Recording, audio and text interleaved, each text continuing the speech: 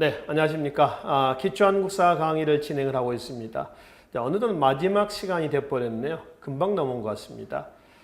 이 시간까지의 강의 내용은 나중에 따로 설명을 좀 드리도록 하고요. 일단 마지막 부분은 현대사에서 대한민국 정부 수립 내용을 가지고 정리를 해볼까 합니다. 우리가 지난 시간에는 3.1운동 이후에 수립되었던 대한민국 임시정부에 대한 얘기였죠.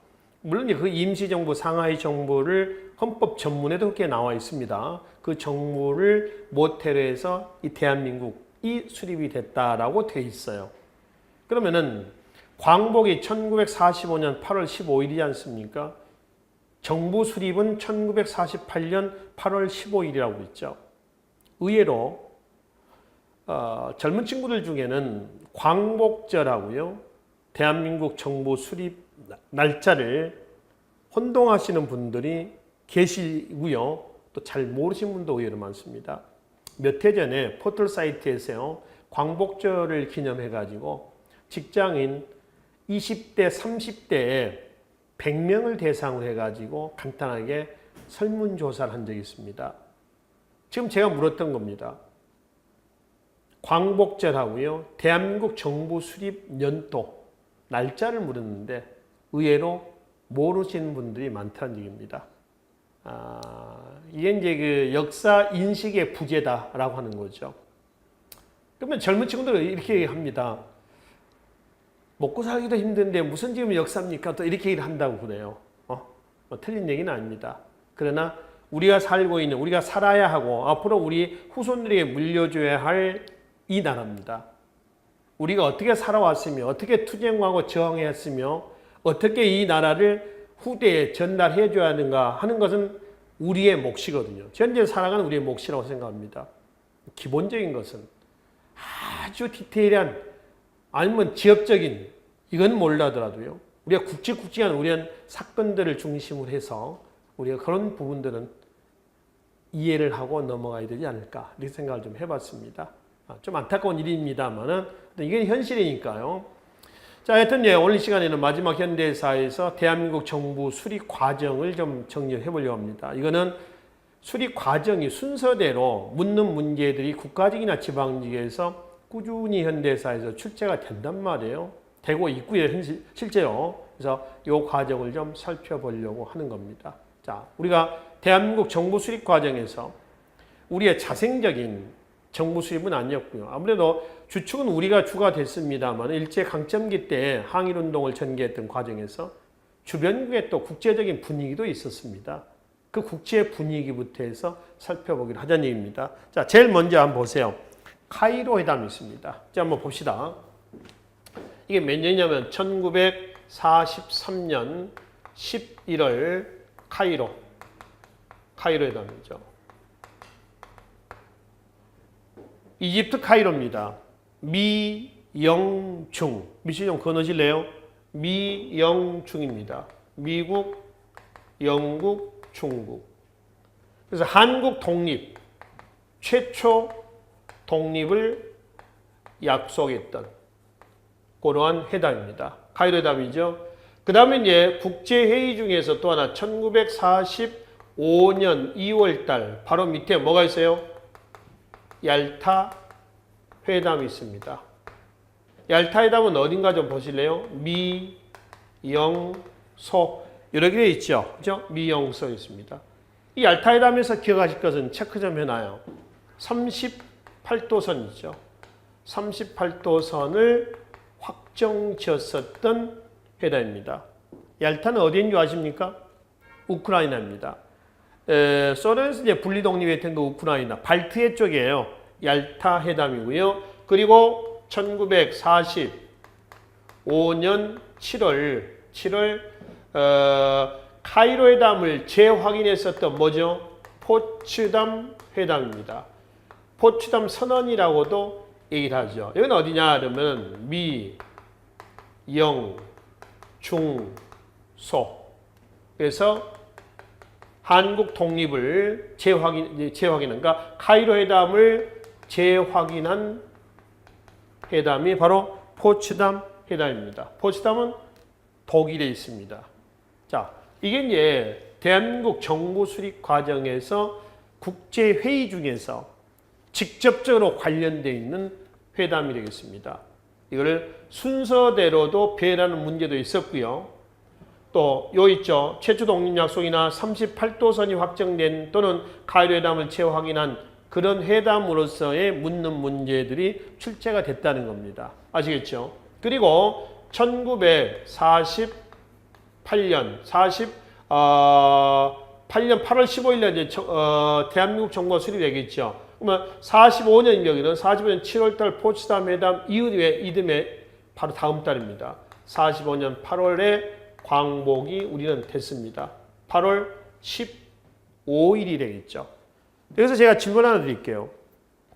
광복이 맞습니까? 아니면 해방이 맞습니까? 물론 둘 다 맞습니다.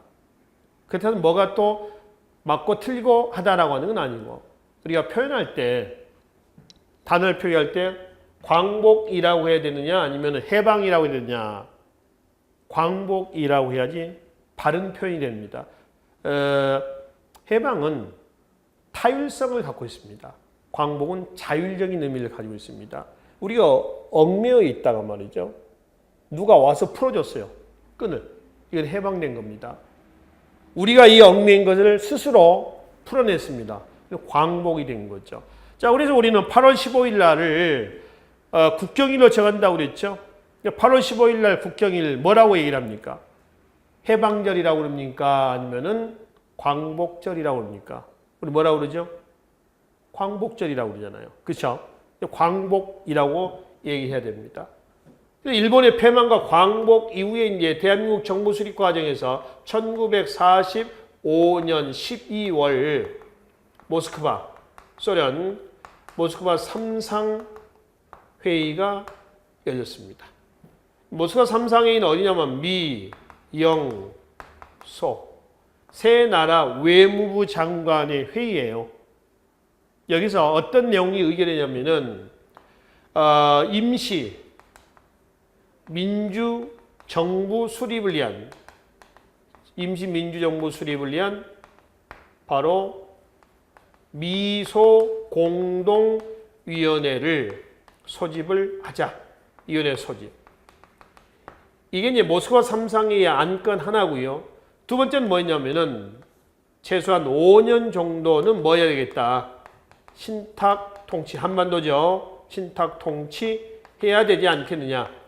요 두 가지가 모스크바 삼상회의에 우리 한국사와 관련된 주된 내용에 해당이 되겠습니다. 자, 그 중에 신탁 통치 문제 좀 봅시다.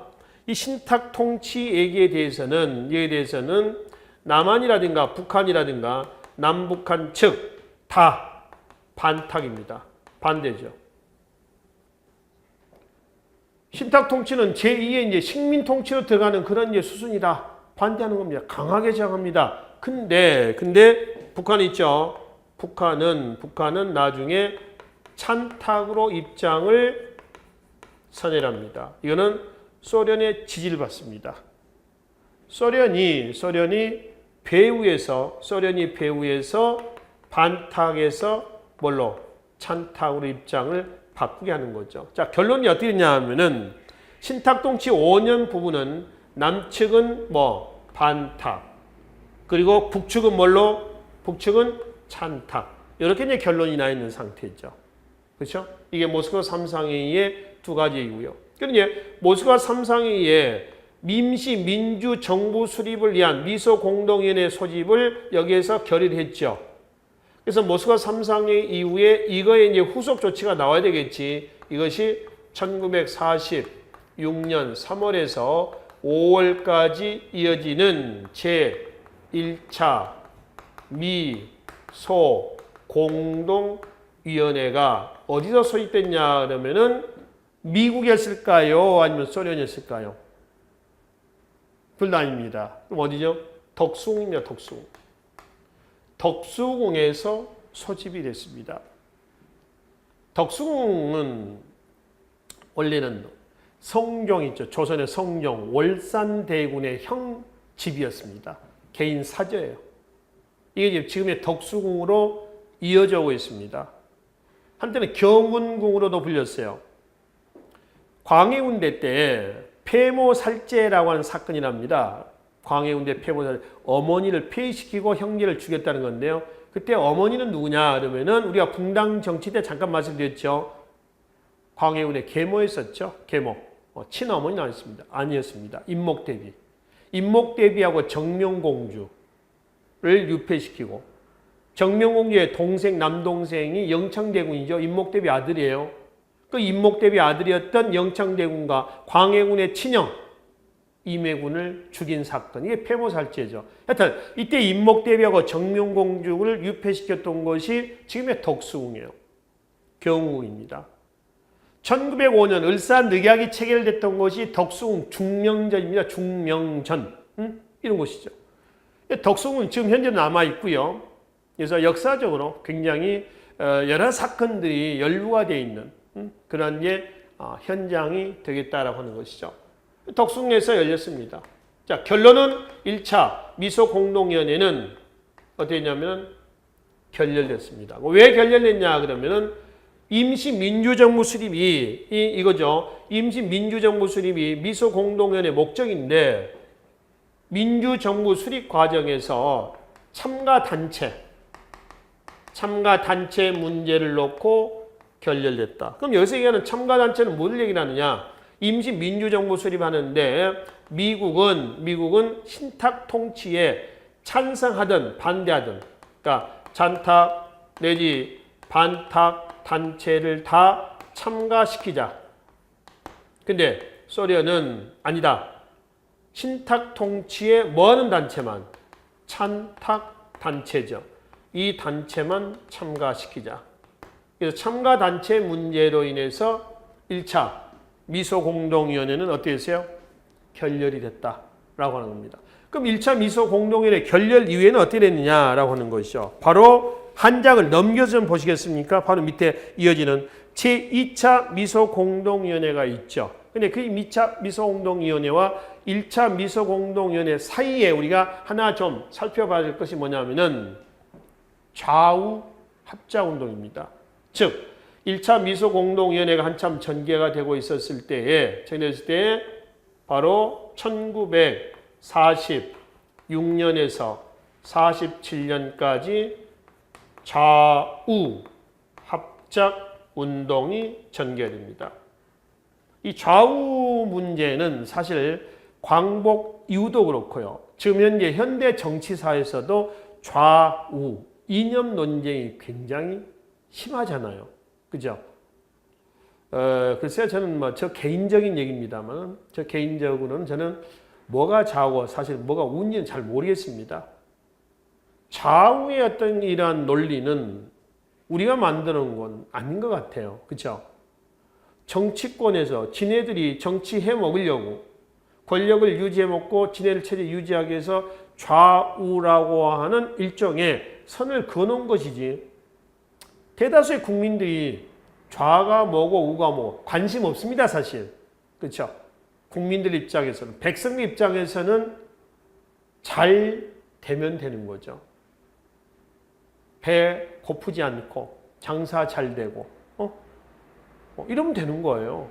좌가 뭐고 우가 뭡니까? 좌인들 우인들 무슨 필요가 있어요? 안 그렇습니까? 여러분들 수험 공부하시면서 좌가 우가 뭔 필요가 있어요? 그게. 여러분 열심히 공부해서 합격하면 되는 거지. 그렇잖아요. 근데 꼭 어떤 집단이라든가 어떤 단체 보면은 그렇게 선을 그어가지고 이념 논쟁을 하려는 그런 집단이나 단체가 있습니다. 저 정치권에서 이루어진 얘기들 같습니다. 대부분의 보편적인 분들은 좌우 구분 없는데 하여튼 이 좌우 문제는 사실 해묵은 논쟁이 언제부터 이때부터야 지금 계속 되는 겁니다. 여기서 좌는 누구냐 그러면 좌는 누구죠? 여운형. 여기서 우는 누구냐 그러면은 김규식이에요. 근데 이 사람들이 극좌나 극우는 아니고요. 중도 좌파와 중도 우파입니다. 이렇게 구분하시면 됩니다. 그래서 좌우 합작 운동을 전개하고요. 그러니까 좌우의 분열을 뭉치자는 거예요. 합치자는 겁니다. 이때 이제 좌우 합작 7개 원칙, 7원칙도 발표가 됐어요. 다 된 거죠, 사실은. 근데 47년에 여운형이 암살이 됐어요. 또 미국도 처음에는 자화합작 운동을 지원했거든요. 나중에 등을 돌려버렸습니다. 결국 47년에 자화합작 운동은 어떻게 했다? 결렬이 됐다. 결렬했습니다. 그 결렬했다는 얘기는 뭐야? 계속 좌우 분쟁이 또 나온다는 거죠. 이게 이제 21세기 현재까지 이어지고 있는 정치 논리다라고 하는 것이죠. 일종의 어떤 그런 프레임을 만들어 놓고 너 좌, 너 우 규정해버리는 거예요. 그럼 나는 거꾸로 나는 우인데 쟤네들이 좌라니까 좌가 돼버리고요. 이런 식이 나온다는 거죠. 자, 그런 이제 1차 미소 공동위원회가 결렬이 됐죠. 결렬되고 나서 1946년 6월 달입니다. 곧바로 이승만의 뭐가 나오냐면 정읍 발언이 나옵니다. 이 이승만의 정읍 발언은 이승만이 정읍에 가서 연설한 내용이거든요. 자, 이 연설한 내용이 어떤 내용이냐 그러면은 바로 남한만이라도 단독 정부를 수립하자 결론이 됐습니다. 이승만이라든가 김성수 등은요 남한만의 단독 정부 수립을 제창했거든요. 그렇죠? 그래서 이제 이승만의 정읍 발언이 나왔었고 또 이때도 물론 자화합작 운동은 계속 진행되고 있었습니다. 아직은 47년에 결렬됐으니까 46년 6월 달이라고 하는 사실을 염두에 두시면 되겠죠. 이것도 이제 사건이 일어나고 있는 순서대로 문제가 출제가 된다라고 하는 겁니다. 아시겠죠? 그런데 정읍 발언 이후에 1차 미소공동위원회가 다시 재개가 됩니다. 1947년 5월 달에 재개돼서 10월 달에 역시 결렬이 돼요.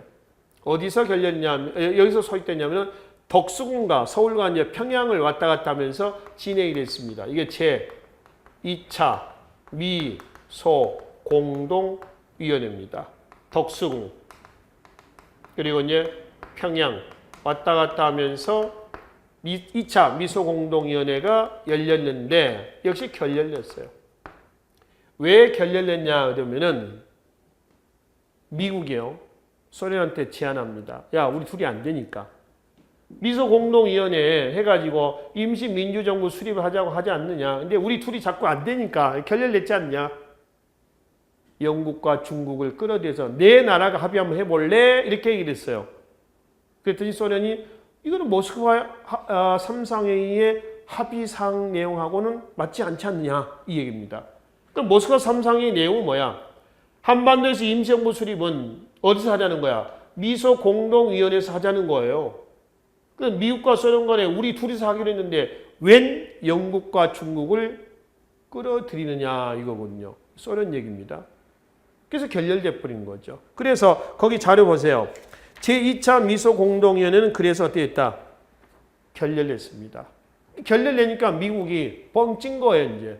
그래서 미국이 2차 미소공동위원회 결렬 이후에 미국이 한국 문제를 어디로? 유엔으로 상정을 했습니다. 그래서 완전히 미소공동위원회 어떻게 했어요? 이제 물 건너가 버린 것이죠. 그렇죠? 유엔에 상정을 해가지고 바로 밑에 한번 보실래요? 47년, 그러니까 결렬된 직후입니다. 1947년 11월 유엔 뭐가 열렸죠? 총회가 열렸습니다. 유엔 총회 내용 좀 잠깐 볼까요?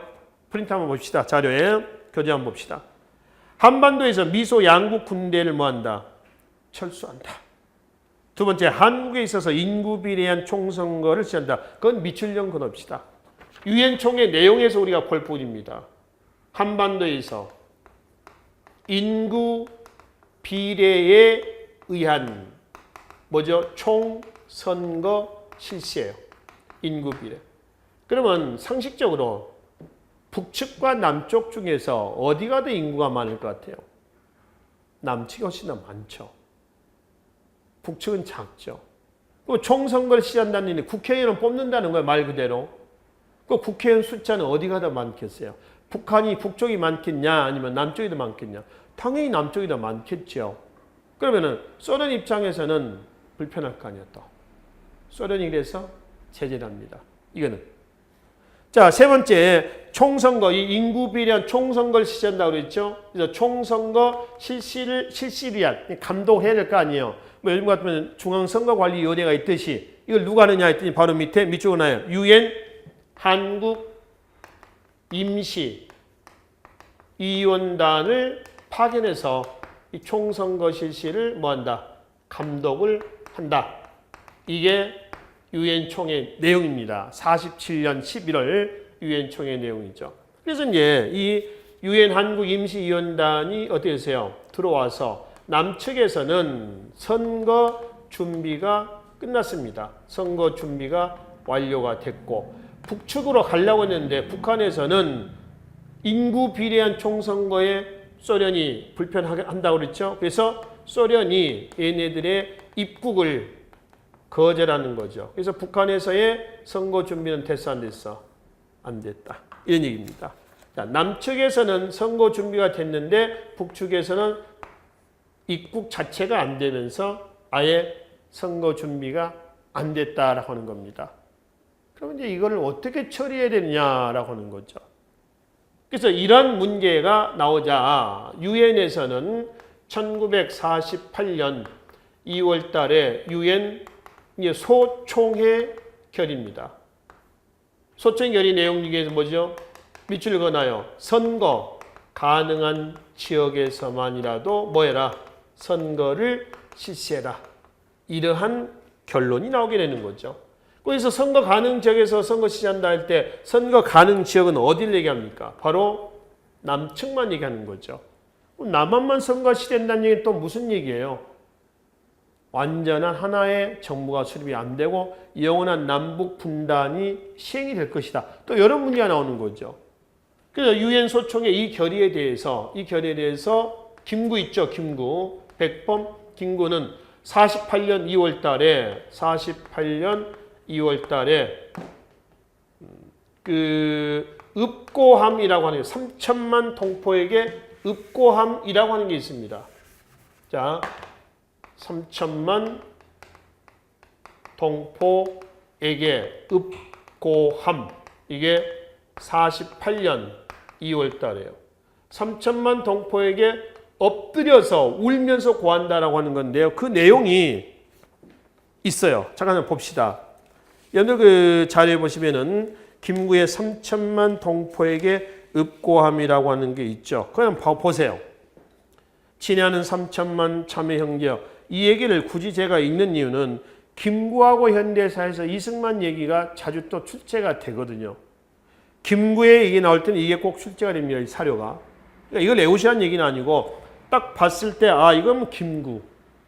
또 아까 있었던 이 김구의 3천만 동포의 읍고함하고 같이 견줘서 나오는 자료가 이승만의 정읍발언이에요. 정읍발언의 요지는 남한만의 단독 정부를 수립하자 이 얘기란 말이죠. 자, 밑에서 넷째 줄 보면은 마음속에 38선이 무너지고야 땅 위의 38선도 철폐될 수 있다. 나는 통일된 조국을 건설하려다 38도선을 베고 쓰러질지언정 일신의 구차한 안위를 취하여 단독 정부를 세운 데는 협력하지 아니하겠다. 이런 얘기입니다. 요지는 이렇죠. 그래서 이제 김구가 3천만 동포에게 읍고함이라고 하는 연설하고요. 하고 북한으로 들어갑니다. 1948년 4월. 이게 뭐죠? 남북 협상이 됩니다.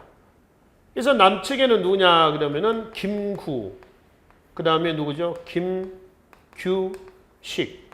북측에서는 누구냐면은 김일성, 그 다음에 김두봉입니다. 이 남북협상의 요지는 뭐냐면은 결론은 우리만 할 게 아니라 같이 해가지고 하나된 통일정부를 수립하자. 이게 여기서는 남북협상의 요지란 말이에요. 잘 됐나요? 결렬됐습니다. 결렬됐다는 얘기는 무슨 얘기야? 결국 남한만 선거가 실시가 된다. 이런 얘기가 되는 거죠. 그래서 남북협상 결렬 이후에 1948년 한국사에서 최초의 남한만의 단독선거 5월 10일 선거가 실시가 된 겁니다. 이 5월 10일 선거는 남측에서만 실시가 된 거예요. 북측은 선거 시가 안 됐습니다. 근데 북측의 의석을 남겨놓고 실시가 되긴 했어요. 또 하나, 남북협상파는 5월 10일 선거에 참여할까요? 안 할까요? 당연히 안 하죠. 또 사회주의 계열들도 5월 10일 선거에 참석할까요, 안 할까요? 역시 참석하지 않습니다.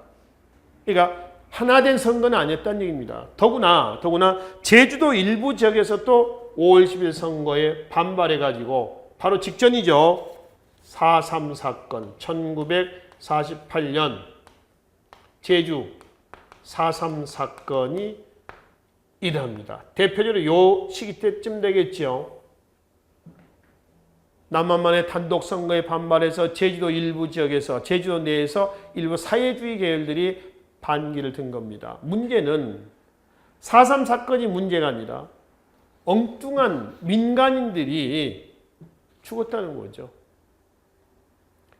좌우 이념도 모르고 아무것도 모르는 엉뚱한 민간이 희생됐다는데 문제가 있습니다. 노무현 정부 때요.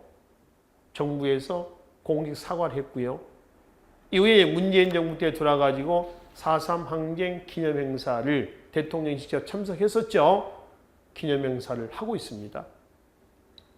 세상이 많이 바뀌었다는 거죠. 격세지감이라고 그러니까 물은 역류가 안 되듯이 항상 순환하듯이 제대로 위에서 아래로 가듯이 역사도 마찬가지입니다. 다시 정의는 제대로 밝혀진다라고 하는 거죠. 그렇죠? 있는 사실들. 이런 것들이 이제 최근에 여러 가지 것들이 다시 이제 수정이 되고 국가 차원에서 잘못된 건 잘못됐다 인정하고 하는 그런 분위기인 것 같습니다. 자, 여튼 그래서 사회주의 계열, 남북협상파, 북한, 그러니까 제주도 일부 지역에서는 5월 10일 선거가 실시가 됐어 안 됐어? 안 됐어. 그리고 이제 남한만에 이제 선거가 실시가 됐고요. 선거 이후에 사실 무소속에서 이제 대다수의 당선인들이 많이 나왔습니다. 무소속을 빼면은 이승만의 독립촉성중앙협의회라든가 뭐 이런 이승만, 김성수, 한민당, 한국민주당 이 계열에서만이 당선이 됐어요. 그래서 이제 개인일로 의해서 5월 10일 선거 이후에 이쪽으로 넘어오겠습니다. 뭐가 구성됐나요? 재헌 국회가 구성이 됐습니다. 재헌, 헌법을 제정한다라고 하는 거죠. 그렇죠? 재헌 국회가 뭐였다? 여기서 구성이 됐다. 재헌 국회가 이제 성립이 돼가지고 자료 좀 보겠습니다. 바로 앞장에 보시면은 재헌 국회에 바로 밑에네 5월 10일 선거 밑에 임기 2년에 재헌 국회 의장이 누구예요? 이승만, 부의장 신익희. 그렇죠? 이게서 이제 재헌 국회에서 헌법을 만들었어. 그러니까 여기서 이제 헌법을 제정을 해서 헌법 제정이 7월 12일입니다. 7월 12일이요. 이게 지금 몇 년인가요? 1948년 얘기입니다. 그런 이제 헌법이 공표가 된 것이 1948년 몇 월 며칠이죠? 7월 17일 공표를 했습니다. 그럼 7월 12일 날 만들어서 12일 날 공표하지 왜 7월 17일 날 공표를 했겠느냐라고 하는 거죠. 이거는 이성계 조선 건국 일자하고 맞춰 놨다라고 말씀을 드렸었죠. 이성계 조선 건국이 1392년 7월 며칠이에요? 17일입니다. 국호 뭐죠? 조선입니다. 이건 물론 양력이 아니고 음력이었죠. 이건 양력입니다. 을미격 이후에 태양력을 사용하잖아요. 양력을 씁니다. 그럼 7월 17일이라는 날짜의 의미를 두어서 7월 17일 날로 보는 겁니다. 이 조선은 어디 조선의 후계자라고 그러죠? 거슬러 올라가면은 BC 2333년 개천절이죠. 이거 단군조선의 후계자로서 조선입니다. 이 조선을 계승한 것이 바로 지금 뭐였다? 1948년 8월 15일 수립되는 대한민국 정부다. 그러니까 대한민국 헌법 전문에 뭐라고 나와 있냐면은 유구한 우리 역사라고 있습니다. 유구하다는 얘기는 무슨 얘기야? 아주 오래됐다는 얘기입니다. 갑자기 대한민국이라는 나라가 하늘에서 뚝 떨어진 게 아니라 이 조선의 후계자로서 계승되고 있다는 겁니다. 고구려를 계승했던 발해가 있듯이 조선을 계승했던 대한민국이 있었다는 겁니다. 그리고 1392년에서 1948년까지라고 한다면은 기껏 해봐야 500년이에요, 500년. 그렇잖아요. 그 500년 가지고 유구한 역사라고 할 수가 있느냐? 그렇지는 않습니다.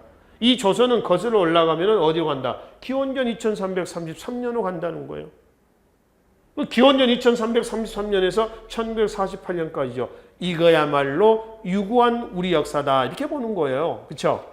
그래서 7월 17일 날 공표를 했고요. 그리고 이제 이 헌법에 의거해서 1948년 8월 15일 대한민국 정부가 수립이 됐습니다. 대한민국 정부 수립일이 왜 또 여기서 8월 15일이냐 그러면은 어느 날짜고 맞춘다. 위에서 얘기했던 45년 8월 15일 광복 날짜하고 맞춰놓은 겁니다. 그럼 이 정부는 우리가 정부 수립대에서 수립을 했다고 그래서요. 국제 무대에서 인정해준 정부냐? 그건 아닙니다.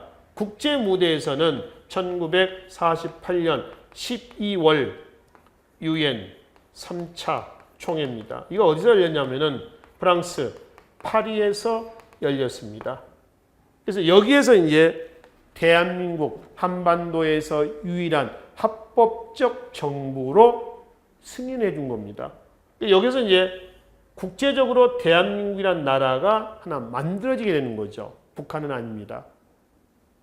한반도에서 유일한 정부라고 했습니다. 북한은 아니라고 했어요. 근데 북한은 나름대로 지네들 또 정부를 수립을 했어요. 그게 언제예요? 1945년 9월 9일입니다. 북한에서는 구구절이라고 그래가지고요. 또 잔치를 하긴 합니다. 구구절. 북한의 공식 국명이 뭔지 아세요? 우리 남한의 공식 국명은 뭔가요? 대한민국입니다. 북한은요. 조선민주주의 인민공화국 이렇게 얘기합니다. 그래서 이제 남과 북한이 결국 이제 갈라진 형태로서 하나의 따로따로 정부가 수립이 된 거죠. 이 분리된 나눠진 정부의 수립의 배후에는 누가 있었냐? 결국 2차 대전 이후에 전체 진영에서 공산 진영으로 넘어온 소련과 2차 대전 당시 민주 진영의 선두 주자였던 누구죠? 미국. 그러니까 미소 간에 꼭 미국 소련 뭐 이렇게 하지 않더라도 국제 열강의 힘 겨루기 속에서 우리나라는 하나의 희생양이 돼버렸다. 이렇게 보는 거죠. 최근에는 문재인 정부 들어와가지고는 남북 관계 또 미국과 북한의 관계가 또 급물살을 타고 있습니다. 그러면 대탕태 시대로 넘어오고 있는 거죠. 한반도에서도 제법 봄 기운이 솟아나고 있는 그런 상황입니다. 이런 분위기가 뭐 비핵화 논쟁 뭐 이런 문제로 이어지면서 이제 좋게 해서 잘 긍정적인 측면으로 진행이 돼야 될 것이다. 라는 데는 이견은 없지요. 이견 없습니다. 그래서 이제 이 대한민국 수립된 이후에 이승만부터 문재인 정부까지의 정치사적인 발전 과정이 현대사의 내용입니다. 자, 그 관계는 우리가 여기서 살펴볼 부분은 아닙니다. 우리는 대한민국 국제 분위기 속에서, 국제회담 속에서 대한민국이라는 나라가 어떤 과정을 거쳐서 만들어졌는가 이 얘기입니다. 마지막 장에 기출문제 1번 한번 보세요. 그래서 현대사의 이런 문제 유형입니다. 한번 볼까요? 1번 한번 보실래요? 다음 글의 기억에 해당하는 것은 였습니다. 2017년도 지방직 추가 시험 문제였습니다만 또 이런 문제 많이 나옵니다. 박스 내용에 보면 국내외 줄기차게 전개된 독립운동은 어찌어찌 해서 셋째 줄. 자, 한국인이 노예적 상태에 있음에 유의하여 적당한 절차를 밟아 한국을 독립시키기로 결의한다. 적당한 절차를 밟아서 최초로 한국 독립 문제를 논의했었던 이게 뭐예요? 바로 카이로 회담, 카이로 선언을 얘기한다는 겁니다. 그렇죠? 그러니까 이런 식이에요. 제가 아까 말씀드렸던 카이로 얄타 포츠담 이런 부분에 있어서의 특정 회담의 내용이라든가 또 하나 문제 유형은 순서대로 배열하는 겁니다. 사건. 우리가 개항 이후에 이모군란부터 대한제국까지 사건 전개 과정, 사건 내용도 내용이지만은 우선 내용을 정리하시기 전에 흐름을 이해하시라고 했습니다. 그 다음에 여기다 살을 붙이면 된단 말이에요. 그것도 역시 흐름을 묻는 문제거든요. 그래서 이 부분이라든가 개항 이후의 정부 수립 과정이라든가 개항 이후의 민족운동 전개 과정이라든가 다 그런 형태로 여러분들이 공부를 하시면 되겠습니다. 자, 그래서 20강까지 해서 대한민국 정보수립까지 해서 여기서 마치기로 하겠습니다. 우리가 이번 기초 한국사 강의에서 다뤄진 부분은 공무원 시험에서 뭐 국가직이건 지방직이건 뭐 경찰직이건 소방직이건 관계없습니다. 하여튼 공무원 시험 준비하시는 과정에서 가장 많이 출제됐던 부분들, 그리고 공무원 시험 준비 또 공무원 한국사를 준비하는 과정에서 우선 첫 발을 내디신 분들은 이런 내용들 정도는 중간에 전 시대에 걸쳐서 굵직굵직한 요 사건들, 이런 내용들은 한번 훑어보고 나서 본 게임에 들어가시라고 하는 것. 그리고 기존에 공무원 시험 준비하시다가 아깝게 실패하신 분들, 이런 내용들을 중심으로 해서 다시 흐트러진 본인들의 마음가짐이라든가 한국사에 대한 꼿꼿한 어떤 기반을 좀 잡으시라는 그런 의미를 가지고 20강까지 강의를 준비를 했습니다. 이 강의를 통해서 여러분들이 한국사에 대한 기반을 좀 잡을 수가 있고요. 또 앞으로 이제 본격적인 기본 이론 강의로 들어갔을 때에 이건 이거였었구나라고 해서 여러분에게 한국사에 대한 자신감과 힘과 희망을 불러일으킬 수 있는 이런 강의가 됐으면 합니다. 수고하셨습니다.